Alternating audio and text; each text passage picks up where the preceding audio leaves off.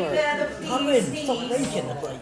the fans' thermals and see which one comes top of the Bee Gees quiz. We've got a honk, we've got a bell, and we've got a whistle. This has not been practiced. They have no time at all to study. No pressure at all.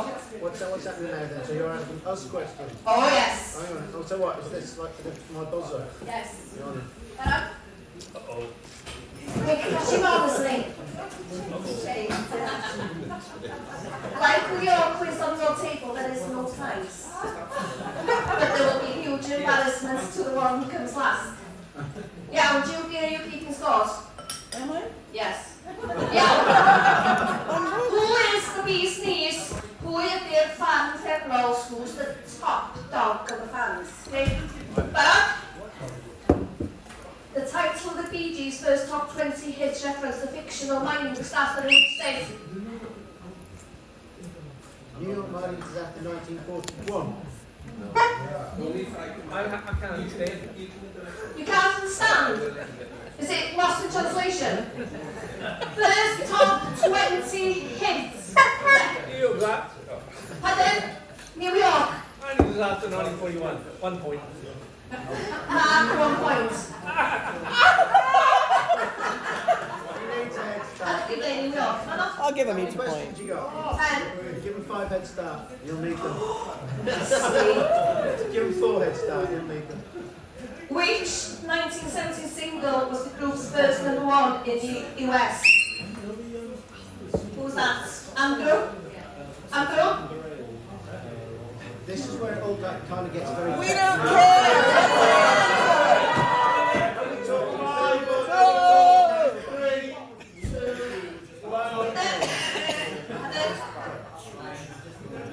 If we're talking cash boxes, it's early days. If it's how can you mend a broken heart? Depends which job. How can you mend a broken heart? Because I am a quiz master extraordinaire, I get to say it. The internet says, how can you mend a broken heart? I'm going to give him half a point for crippling. What? Fingers on buzzers. What is widely recognised as the group's first disco album? Children of the World. No. What? Not apparently. It's what you have after your starters. Main course. Main course. There we go, the points man. I'm winning, baby! You can learn a lot on Wikipedia. Don't rely on Wikipedia. The newest one. Don't be a spoil spot now. Okay. In which country did the Bee Gees record their first 2 albums? Back? Australia. Australia, right? Australia, right. 1 point to Mark. Diane. Who's in the lead? Mark? Yeah? Diane, Mark. Plus it's 5 point lead. You're taking that back now, aren't you? Number 5. Or which major musical did Barry write and co-produced the chart? Greece. Fantastic. I didn't have to even finish the question. Thank you. We have seen the questions in the back. Number 6. Which famous romantic duet was penned by the Bee Gees? What? Which famous romantic duet was penned by the Bee Gees? Bell? Islands in the Stream. Islands in the Street. Yeah, Bell, please. That is what you are. 1 mark for Grant. 1 mark for Grant. Sorry. No marks for Mark. 1 for Grant. I'm granting 1 mark for Grant. Well, this is getting confusing. Yeah, number 7. Which hit song from Saturday Night Fever soundtrack performed by the group was originally written by Yvonne Elliman? Whistle. If I count as you. No. How deep is your love? Da iawn chdi. That point's goes to Grant. What's the scores? Oh, Lily's in. Yeah, number 9. Oh, sorry, 8. What was the first Bee Gees album to be recorded digitally? Bell. 1. No. ESP. Diane.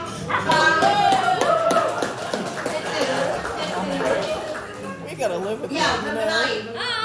Andrew, come on, man, you're showing us up. Which Gibb brothers sang on the Sesame Street Fever album? Oh, it's a tie. I know. Robin. 1 point for Judy. Robin Gibb. And the last question. Which distinction did Barry Gibb earn in 2018? Bell. He was knighted. He was knighted. So there we have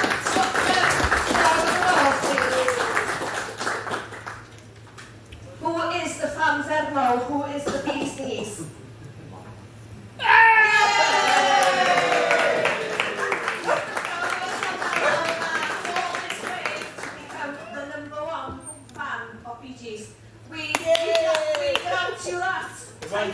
It won't change me. I'll remain down to earth and good looking. No, Diane, thank you very much for joining in with that sort of a surprise quiz. Has everybody, hold on. How come in the back? Oh, Has everybody had a piece of cake? And a piece of 1970s hedgehog? yes.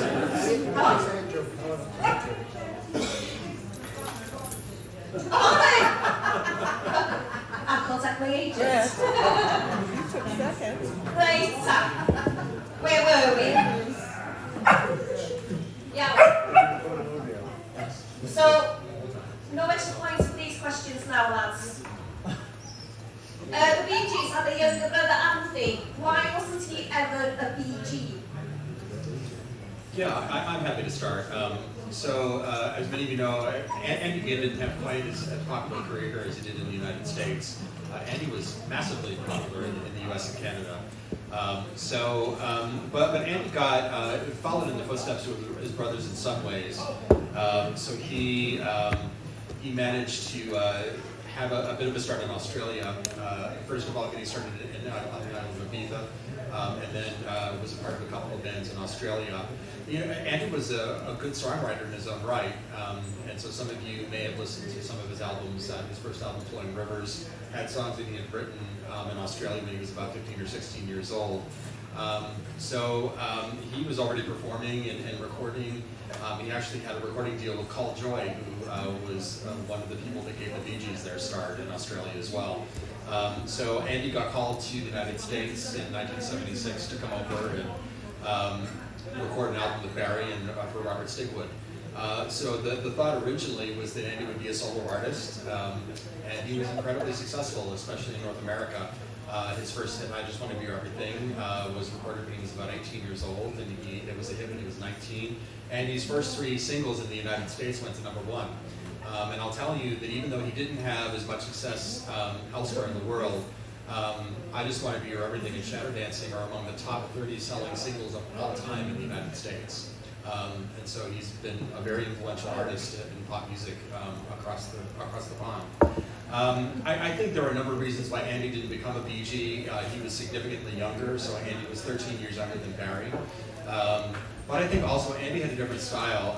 Andy was a great showman. If you ever saw Andy perform on stage, he had showmanship in spades, probably more so than his brothers. And so I think there would have been a difference in style. Andy very much loved country rock. His first album that he recorded was very much in the vein of the Eagles, and he looked up to them quite a bit. He certainly loved the Bee Gees and certainly loved their music as well. But his style was completely different, and in lots of ways. Andy had a difficult life. He got involved in drugs and alcohol when he was very young, before he even had his first hit. And by the time his third album came out in 1980, he was already sort of lost to addiction, unfortunately. You know, he had an addictive personality, but he had a lot of mental health issues as well. He was very young. And so Andy's story is very tragic. But he produced really great songs. I wrote a few pieces about him a few years ago for an outlet that I was writing for. And you know, he made good music, and he was really talented. And so it was a really, a tremendous shame that he didn't get an opportunity to explore himself as a songwriter, as an artist more. But I think by the time Andy was ready to become a Bee Gee, or where it was discussed, he of course passed away long before his time at the age of 30. So a very unfortunate set of circumstances, but I think that their careers were just completely, on different tracks in many ways. Diolch yn fawr iawn. Just another question, maybe Andrew will understand this reference. Do you know, we have trouble telling who's ant and who's deck out of ants and deck. Do you know this picture here? Can you tell us who they are in that order, please? In this order, it's closest to me is Robin. Robin. Next to him is his twin brother, Morris. Morris. And on the extreme right there is Barry. Should we do the other banner as well? That sounds like a plan. Again, on the far left we've got Robin. Next to him is Barry. Next to him is a gentleman by the name of Vince Maloney. He was an Australian guitarist. Actually, he still is an Australian guitarist. And if you actually look at the credits of the book, he actually wrote a foreword for us for the 60s book as well, which was really, really great. Next to Vince is a gentleman by the name of Colin Peterson. Those film buffs amongst you may actually know the name. He was a child star, starred in 3 very famous films, probably the best known of those is Smiley. He was also in a movie called The Scamp and Cry from the Streets with Max Bygraves, believe it or not. Those two dropped out of the picture, 1968 and 1970 respectively. And then closest to me in this picture is Morris, with hair. He started to lose his hair quite early on, Morris. Lots of the poor guy, lots of the he was starting to lose it in about 1970. So this is classic 1967 photograph by a guy called Ruby Hellman, who was the photographer for the German pop magazine Bravo. And this colour, when it's in full-blown Technicolor, it's just really, really in your face. Everybody's really wearing really, really bright coloured clothes, as they all did in that psychedelic era. And what's standing up? Hello. What happened to the Bee Gees after Saturday Night Fever and the end of the 1970s? Yeah, the sun, the one on the right hand side. Well, Sunshine at that What's stage, that? the Bee Gees were completely overexposed. It's not the first time it's happened to a band. Fleetwood Mac went through it. Peter Frampton went through it too. But they were completely overexposed, and Grant's already spoken about the disco backlash. But everything, they've had a couple of years of their samples in everything, even in Yvonne Elliman's songs, Samantha Sand songs, you had Andy Gibbs songs, and the Bee Gees sound was all the way through it. So, and the Gibbs themselves, even beside the backlash, the Gibbs was so powerful and so strong, they knew an end was coming. They knew this couldn't go. So they knew that even before the disco backlash that they were obviously caught up in, they knew they'd had to take a break. And look, the previous 5 years have been extraordinarily successful for them, so they actually took the time to reunite with their families, combine with their families, and they look for their strengths. So if the American airwaves, I'm talking predominantly American airwaves, so that's where the main industry was there. They needed to, how else, they were songwriters first, they always saw themselves as songwriters first. So they needed to temporarily retire the Bee Gees and start working with other artists. And now I'll hand over to Grant.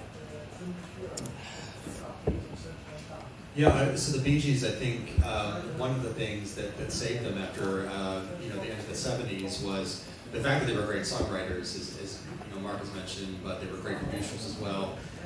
Barry worked with Al Bigeloot and Carl Richardson, which were 2 really talented people who I've had the opportunity to strike up a friendship with and have lots of conversations over the past few years for our books. Genius people who make great records. Albie's still working. Albie's in his late 70s now, so he invented the high definition compact disc. So he's a brilliant person. Carl's retired now. But the 2 of them, worked with Barry, and of course they produced the Guilty album for Barbra Streisand, the Heartbreaker album for Dionne Warwick, and then Eyes That See in the Dark for Kenny Rogers. and then also Eat Alive for Diana Ross. So they went to work. They kept working throughout the bulk of the 80s, and even though the Bee Gees' output wasn't so prolific, they were really in the background, and especially in the US, they had a tremendous amount of chart success. So, and the records really sounded like them, and so there was really no sort of secret, but the American media blacklisted them for 10 years. And they finally broke through again at the end of the 80s in 1989 with the title track from their album One, which was a top 10 hit there. So they finally gave back. I think Andy's passing certainly had something to do with that. America was very sympathetic about that as well, and I think had a lot of feelings about it. Would you credit some of that comeback to the Sesame Street Fever album? Maybe. Maybe it was part of it, for sure. But the Sesame Street album, actually the songs Robin did on Sesame Street Fever were really good. Even though it was a children's album, the music was very nicely produced. And actually in the book, if you take a look in our 70s book, there's a picture of Robin's son Spencer and his daughter Melissa on set on Sesame Street, meeting Oscar the Grouch, I think. So that was, but yeah, very, very nicely done piece of music, a couple of pieces of music they did for that soundtrack, so yeah. Can I say, just to give you an idea how successful the Bee Gees were in this period, Kenny Rogers was also already a very successful album. With his Eyes That See in the Dark, it was his most successful album yet under the Bee Gees. Streisand was already huge. The Guilty album was her biggest album ever. Again, and with Dionne Warwick gave her biggest album and biggest success ever in Europe and Australia, and also Diana Ross had her biggest success with a Chain Reaction ever in the UK and also in Australia. So even without the Bee Gees, these artists had great success with their work. There's another aspect as well, apart from the fact that they kind of went to ground because of the disco backlash. They were actually at this point experiencing some legal difficulties with their management, with Robert Stigler. They sued him, he sued them for more, and it all kind of got a bit messy, but eventually they kind of settled and kind of made peace. They did pretty much as Monty Python did. They made their contractual obligation album, which was the sequel soundtrack to Saturday Night Fever. There was a movie called Staying Alive, which again starred John Travolta, but was this time directed by Sylvester Stallone. The majority of the music for this, however, was by a guy called Frank Stallone, and Sly tended to favour his music over the Bee Gees' music, which caused a bit of a rift, but ultimately they are still buddies, because there's lots of photographs of them mixing at New Year's parties at each other's houses and stuff along those lines. But apart from the stuff that they produced for, as Mark and Grant have said, lots of it for Barbara Streisand, Dionne Warwick, Kenny Rogers, Diana Ross, they also made their own solo albums. So Robin made 3 solo albums. His first, How Old Are You, in 1983, spawned an enormous Euro hit in the form of Juliet. Didn't do zip over here, but it was absolutely huge in Europe. It actually topped the Euro chart, as they used to have in those days. Barry made, it starts to get a little strange here. He made his first solo album, Now Voyager, in 1984. He followed that up with another album, which was actually rejected by his record company. It was Irv Azoff, who was the Eagles manager. He was head of MCA Records in the US at that point, and he rejected it flat out. So that rather upset Barry. He regrouped, made a movie called Hawks with Timothy Dalton and Anthony Edwards of Top Gun fame. Anthony Edwards, of course, lots of the North Wales connection there, born in Colwyn Bay, became a James Bond. So he released that as a soundtrack to a movie called Hawks. Morris did some movie soundtracks, probably the best known as A Breed Apart, starring Rutger Hauer, and Kathleen Turner and Powers Booth.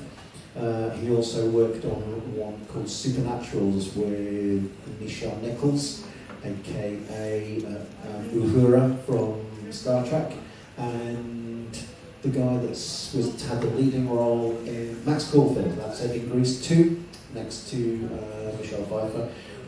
that was called The Supernaturals. Now the thing with this is that it didn't actually make the final cut per se, but it was actually broadcast on Sky TV at some point in the late 80s, and we actually managed to catch it, so we've actually got a recording of the soundtrack, which is kind of cool. He also made a very, very short cameo appearance in that movie.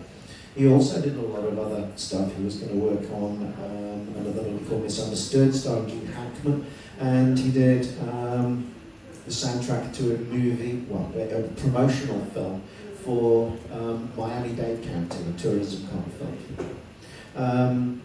This is where territorial differences kind of come into play as well. Grant says that they came back and they hit hard in the US with one, but of course the big comeback single over here in Europe and Australia was in 1987 with You Win Again. Lots of you haven't heard from the Bee Gees since 1979 and Tragedy and Love You Inside Out. Next thing, they're back with a bullet, like straight in at number one with You Win Again. So that was quite a remarkable comeback there for them. It was, despite them not being the Bee Gees per se, like sort of the majority of the decade, when they came back, they really hit hard. Yeah, hello. So you've got two books published, the 1960s and the 1970s. Could you tell us more about 1980s and the 1990s, or do we have to wait for the books to come out? Well, we'd love for you to wait, but it might be a little bit of time. So we're going to take a little bit of time to write those books. And so, we just talked a lot about the 1980s, and of course, the end of the decade, they refound success as a group. Andy passed away, which I think haunted them deeply. It impacted them a tremendous amount, and they managed to recover, but sort of carrying on the torch for Andy in some ways.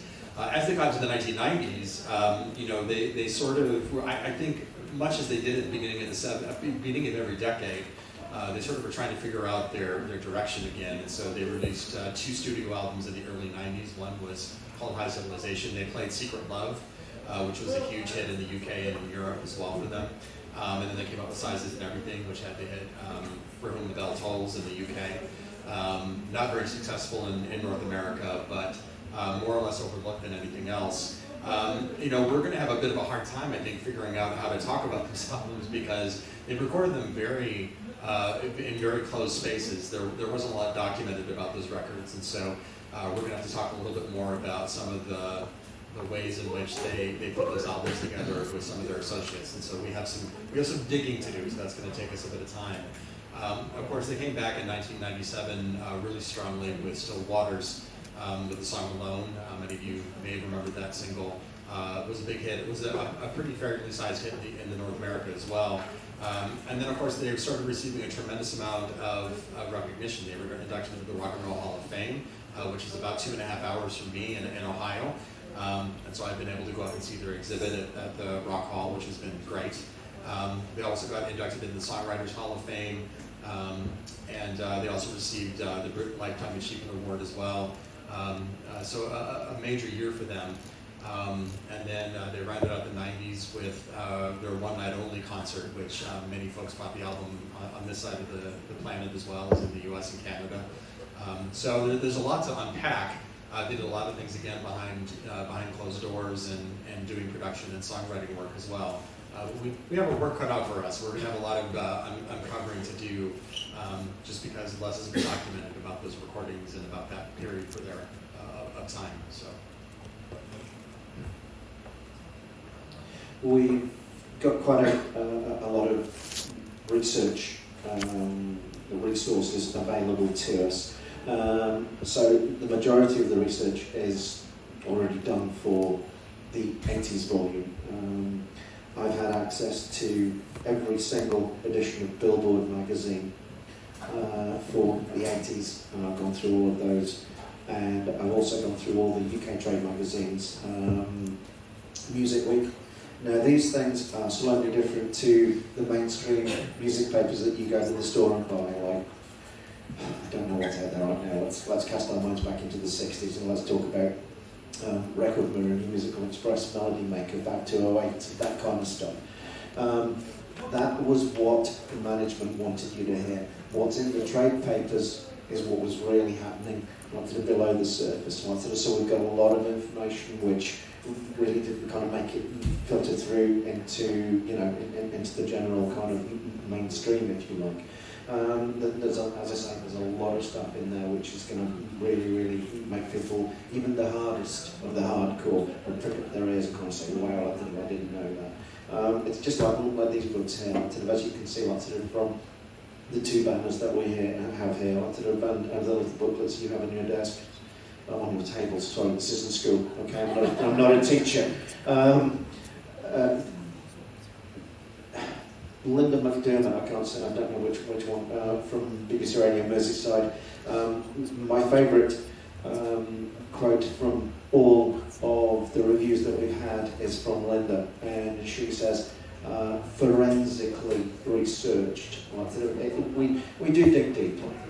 We talk to whoever we can who was there at the time, and we get some pretty good stories, don't we, out of these books. A lot of them we can't publish. But in the main, we stick to what's relevant and important. You can tell us here now, and we won't tell anybody. No, save your amongst friends here. We stick to the facts, and nothing gets personal here. These aren't biographies as you would. As you would have a normal biography. These ones, as Grant and Mark have said previously, these started out as a series of books by our publisher Sonic Bond. It was supposed to be one book which covered, it's a series called On Track, okay, and every album and every song. So we started off doing that. It was supposed to be about 65,000 words, and we failed miserably. We got to about 144,000, and I spoke to the publisher and I said, look mate, we've got a problem here. He says, it's not a problem. He says, well, what we'll do is we'll split it up into decades. So that's what we've done. As you can see, 60s, we got 70s, we're now going to do 80s and 90s. A normal on-track book covering an entire career for a band is about half the thickness of that. These are about 125,000 words per book. That, therefore, means that that's 500,000 words. We've got the 80s and the 90s to do. You figure it out, that's 500,000 words left between the whole lot. It's one amazing career. They are such prolific songwriters. I think you're going to be quite busy then, Andrew, and we'll be seeing much more of Jubilee here on the road.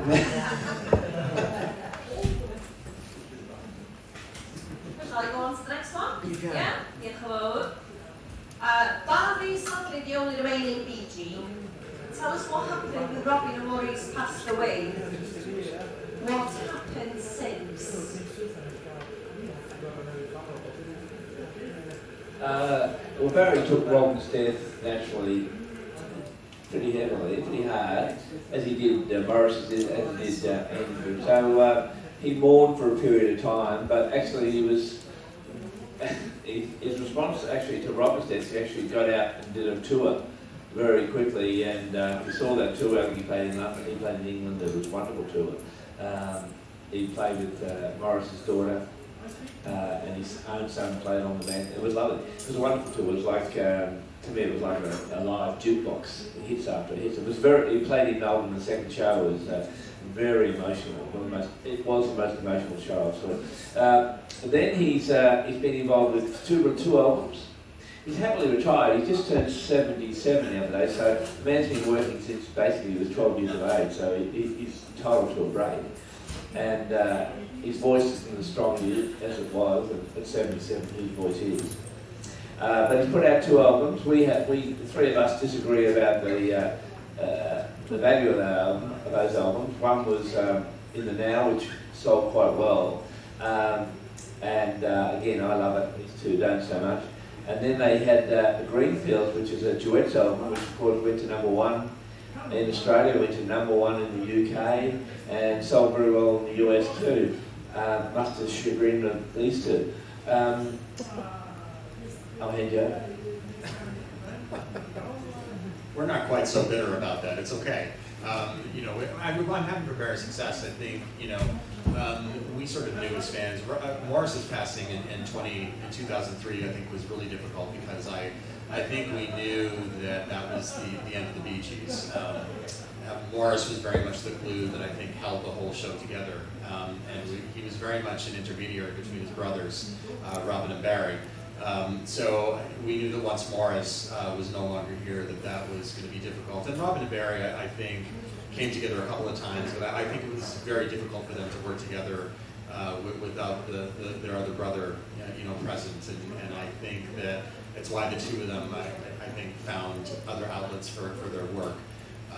So, you know, we wish that more would get done with the catalog. The Bee Gees had 22 studio albums and a bunch of other things. They had something like 60 singles. And again, I think we eventually hope one day that, you know, those things get released to get the proper reissue treatment that they deserve, because really fantastic stuff, you know.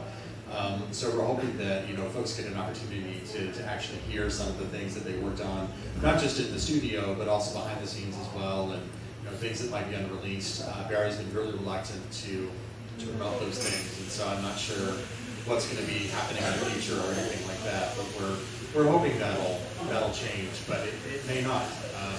So I think we're sort of left wondering, you know, what's going to happen next. So that's what's been working on. So, you know, again, one of the reasons why these books were really important was for us to celebrate that career and to fill in some of the gaps that we think are missing in some of the discussion about their music. We think their music's worth discussing from a historical perspective. They're certainly one of the top 10 selling groups of all time. And so I think that's worth repeating, please. Yes, what's that? Repeat that. Yes, they're one of the top selling groups of all time, one of the top 10. In terms of songwriting, Barry is second to only Lennon and McCartney as one of the most successful songwriters in music history. You know, and so when you have that kind of legacy, you know, it's really important for people to talk about that, and we feel really privileged to be able to have that opportunity to spend time on these books. And they're a labor of love. You know, we spend a lot of nights, a lot of nights after hours. We spend time on the computer every day for my day job, you know, putting these together. But we know that we have a lot of years ahead of us to try to finish these off. And, you know, we're really honored to have that opportunity. And so that's our challenge moving forward. Please. Answer, why is the Bee Gees music still important after 60 plus years?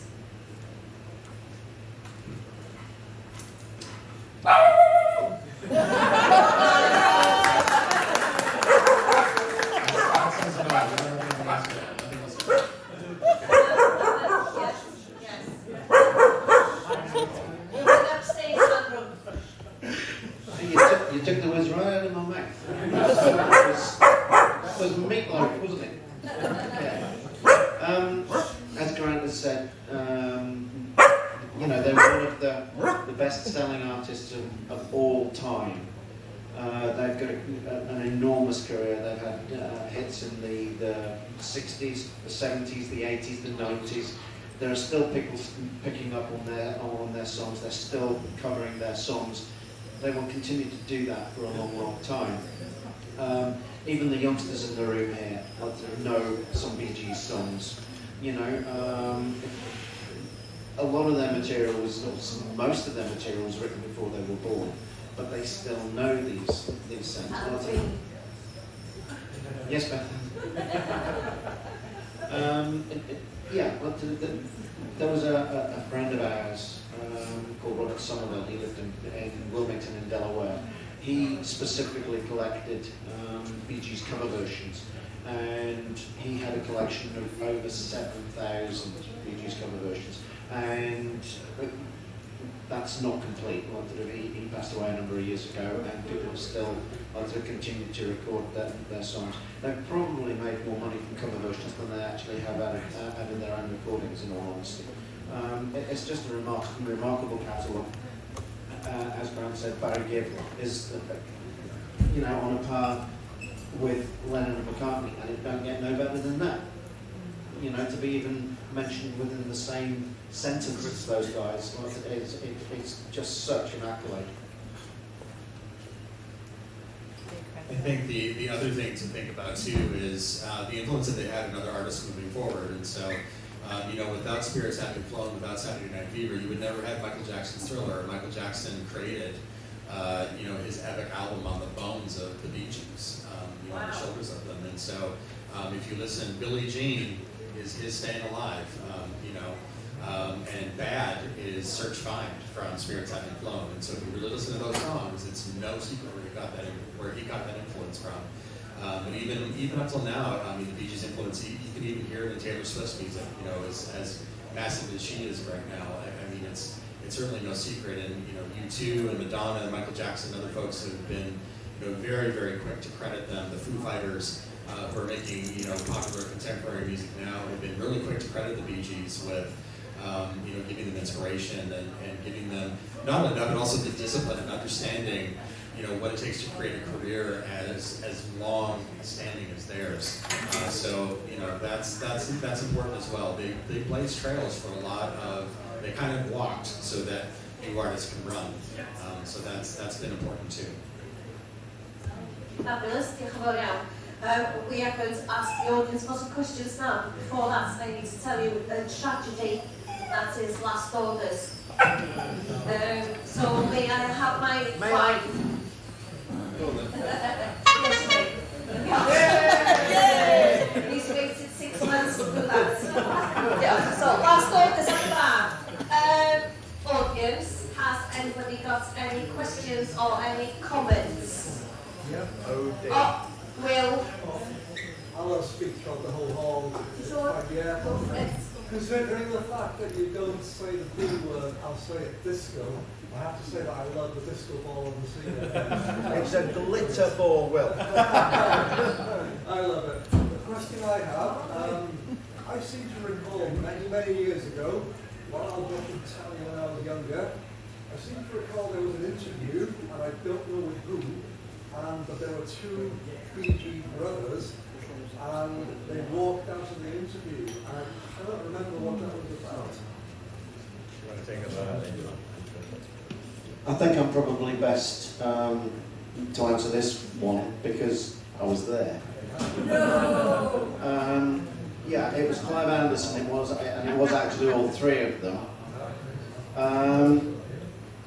It was a little strange, having sat through the entire recording of the programme, that he hadn't treated any of the other guests in the manner that he treated them. It was something that actually happened prior to the show. We don't quite know what. He has been quizzed about it a number of times, but he's never actually said. We were with a lady that wrote to him about this at the previous book talk that we did down in Tame in Oxfordshire last Saturday. There's a lady called Helen Poole. She wrote to him, and he actually responded to her, but he said that he wouldn't actually disclose precisely what happened. But during the recording, if you actually watch it, it's out there on YouTube. He said a couple of things, because when the Bee Gees split up back in 1969, Robin had a solo hit with Saved by the Bell, and the Bee Gees immediately followed that with their own song, Don't Forget to Remember. And Clive said that, I've forgotten all about that one. So that didn't go down particularly well, although I didn't think it was particularly offensive. But what really got to them, I think, was the fact that he said that they were hit makers, and then he said, "Oh, hang on a minute, we're one letter shy on that." Now, for one of the most successful bands in recording history, with a songwriter that is up there with Lennon and McCartney, that is not a clever thing to say. And to be quite honest with you, I can't say I blame them for having walked out on that. Barry was the first to take on Bridge, of course, and away he went. Robin then took his microphone off and stormed off. Morris, being the calm one as he normally is, but he just says, "Oh, well, the other two are gone, I suppose I better go too," and that was it. We'll probably never know precisely what went on at the end of it, but Unless Judy knows. Unless Judy knows. No, but didn't people in the audience leave also? Yes, we left as well, in protest. And then, of course, like I said, it all ended up on the front pages of all the tabloid newspapers the next day. And we were going out and buying these, like I said, while we were queuing up for TFI Friday with Chris Evans, or to the next day. Because they were, of course, like they were in the middle of a big promo tour, like, so we went there and we got tickets for everything. So it was, you know, we stopped, we talked with the brothers, like, and they didn't want to talk about it either. Yeah, So, Will, that's the best I can do for you, Will. Will's hand is big and there for you in this match. Any more questions? I think you said there was something like 6,000 cover versions of one fella had collected on Bee Gees songs. So I was wondering how many other artists have had top 10 hits, let's say in Europe, around the worldwide, with Bee Gees songs. Very good question. The first one, I think, we go back to 1968, possibly, like as a UK hit. You may not remember the Marbles. Anybody remember the Marbles? Okay, the Marbles were a duo, and there were two cousins. One of them was a guy called Trevor Gordon Grunnell, who actually went by the stage name of Trevor Gordon. He was from Skegness, as was his cousin, a guy called Graham Bonnet, who is probably better known to the majority of the US. Yeah, he was the vocalist for Richie Blackmore's Rainbow back at the time of the Down to Earth album, so he had the big hits with Since You've Been Gone and All Night Long. There were also people like Nina Simone. She had hits with things like To Love Somebody, and I think I Can't See Nobody was the flip side. Jose Feliciano, that's Lonely Pit Drive and things along those lines. There are so many things, but you've got to kind of look at this thing globally. Let's go back to the early Australian years, for instance. The first cover version of the Barry Gibb song was a song called Underneath the Starlight of Love, which is the B-side of a single called Put 'Em Down. Now the charts were all working rather strangely in the Australian era at that point, and Put Them Down actually charted. But so did the B-side. So Barry's actual first chart hit with a cover version was with that song back in 1963. He also had a hit with a song called One Road. There was an Aboriginal singer called Jimmy Little who used to do kind of gospel-y type songs. So Barry wrote a song called One Road, which had slightly different lyrics to start with, and then he kind of turned it into more of a gospel song. One road to happiness, one road to loneliness, which one will you choose? So that became his first hit for him there.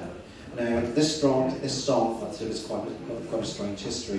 While we were doing the research for the 60s book, we found out that it had been recorded by a Dutch group called the Happy Four, and they translated this into Eenweg, which is one road in Dutch. But for this to be done in 1964 is a remarkable feat for his publishing company at that time. It was also picked up, this is totally bizarre and totally out of depth here, but it was also recorded twice by a group from Ballarat called the Gospel Airs. The first version of it was done in 1964. They recorded this for an EP, they pressed up just 50 copies of this, and then they re-recorded it again in 1968. Again, put it on an EP, and they pressed about 200 copies of it. And this is one of the rarest of the cover versions of the Bee Gees songs ever. It's extremely rare. So is that good enough for you, Martin? That's all right, Nick. Yeah, that's good. And we'll continue this on Saturday at the Cabin Club. Any further questions? One more?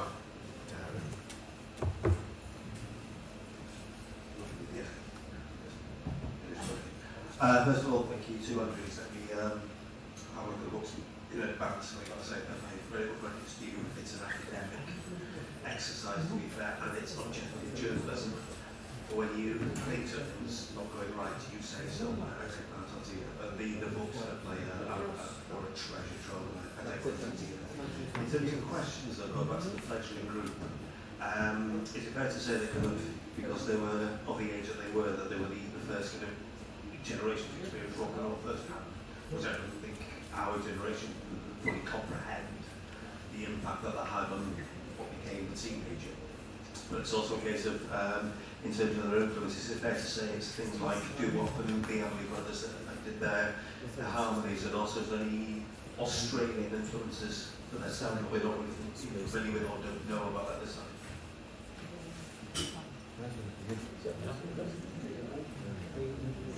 Also, in Bethan What's the Australian one? The part about Australia is,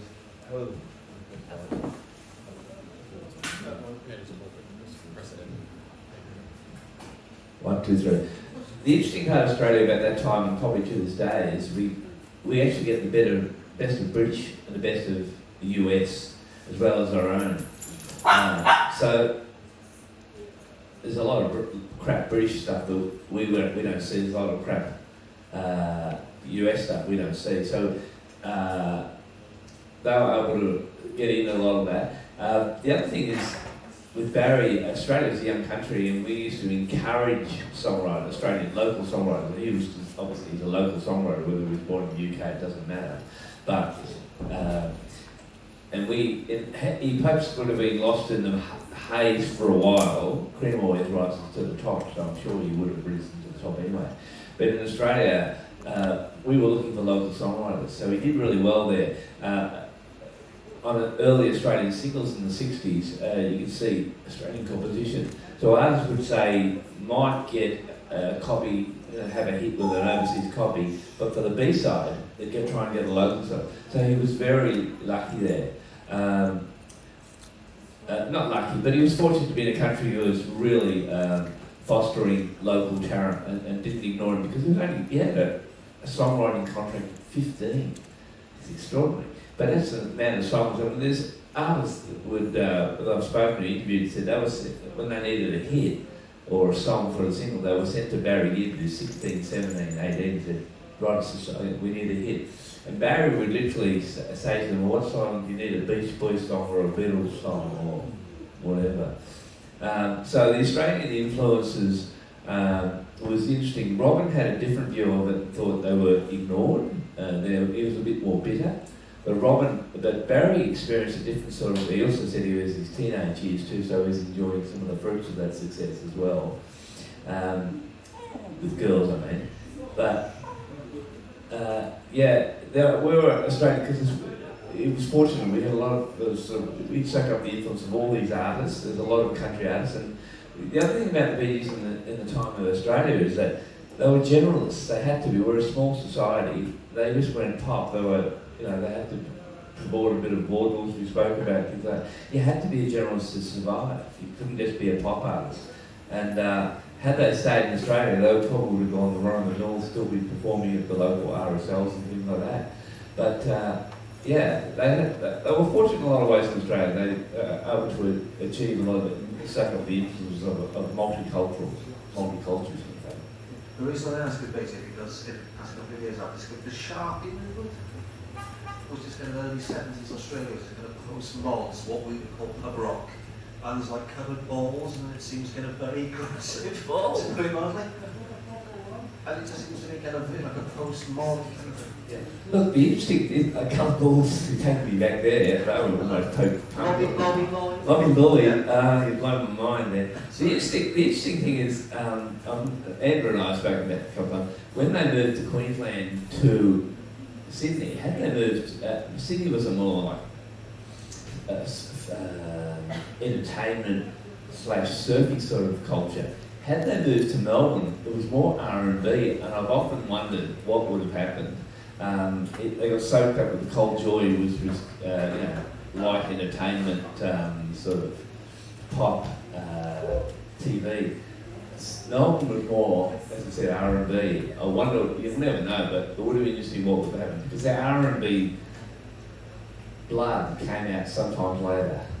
It's in some of their songs from the Australian era, but we'll talk about Lloyd a bit later, you and I. You speak that. Diolch yn fawr iawn. Right, the most obvious question of the evening. Where can we get our hands on these books?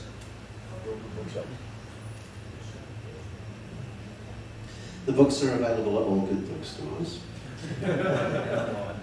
But nowadays, everybody goes to Amazon.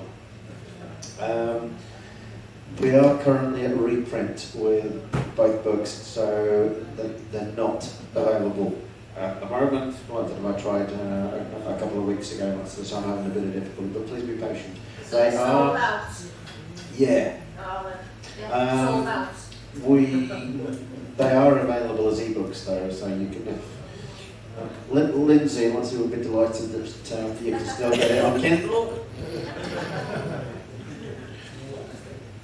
Yeah, they're available globally.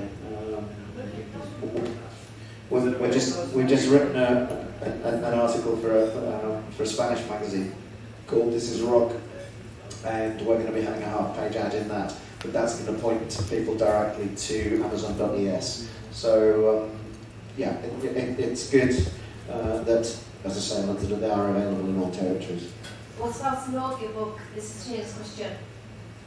No. It ain't gonna happen, boy. Wel, diolch yn fawr iawn i chi gyd. Dwi'n gobeithio bod chi wedi gael mwynhad ar wrando ar Andrew Grant am y siarad yma amdan y Bee Gees. I hope you've had a wonderful evening tonight hearing about more of Bee Gees with three experts here in Bragdy Cybi. So, os wnewch chi ddangos eich gwerthfawrogiad neu draw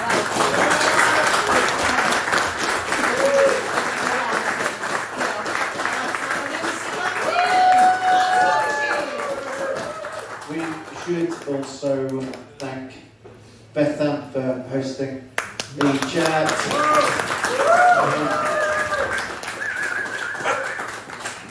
Dan also for appearing about 3/4 of the way through, but preparation work, of course, lots of Finn, Gwen as well, lots of for setting up the glitter ball, various flashing lights, smoke machine, etc. We love Bragdy Cybi. It's a important time of the weekend for us. It's the greatest beer on the planet. We love it. Please support it. It's our tribe. It's the best company in the whole wide world. You come in here, you don't know anybody, you walk out with your next new best friend. It's a brilliant venue. Please support it.